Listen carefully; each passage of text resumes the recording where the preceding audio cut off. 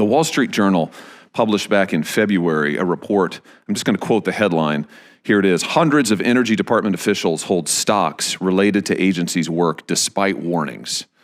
Have you been tracking this? Have you seen these reports? I have, Senator. So that includes, sadly, the Secretary of Energy, who testified right there to this committee in response to questions from me that she didn't own any individual stocks. I asked her 3 times in April. Do you own individual stocks? 3 times. She said, no, absolutely not, absolutely not, absolutely not. 2 months later, she wrote the chairman and said, actually, I did. And she didn't divest of them until May, and then she didn't tell us till a month later. That's a big problem. And the fact that she misled this committee and didn't tell us, the fact that we have all of these Energy Department officials holding stocks related to the agency's work, I mean, what is going on at DOE? Do you have authority to look into this, Ms. Donaldson? So you can, in fact, hold stock and be an employee for the government. You cannot participate in any decisions that might impact the value of that stock. So there's different rules that apply here, and those can be driven by Congress, or they can be driven by regulation or policy.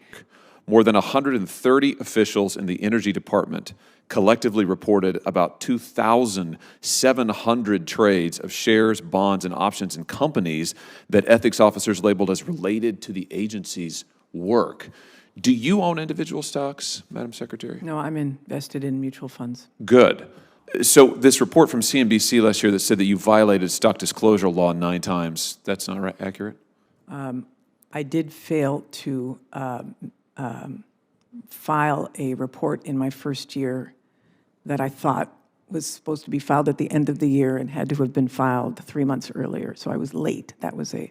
And this was, you don't own any individual stock now, so maybe you did when you first came and you converted them to mutual funds? This was, yeah, it totally was the sale of what I had because I'm not owning individual stocks. I understand. I don't own individual stock either. When you spoke about your questions about other DOE employees, Right.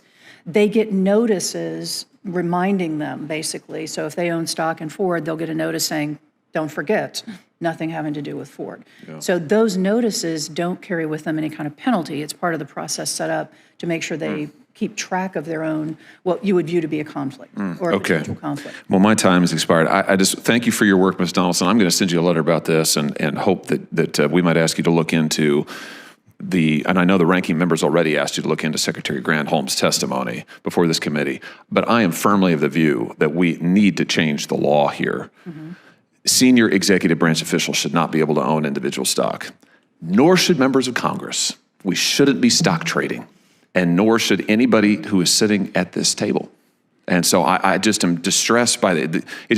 But the report is that these are companies, for instance, 28 Energy Department officials own stock in Exxon, 17 officials own stock in Chevron, 15 hold stock in both. And they may not be doing anything related to fossil fuel. It may just be part of their portfolio. Boy, that looks bad. But it doesn't involve or influence in any way our actions.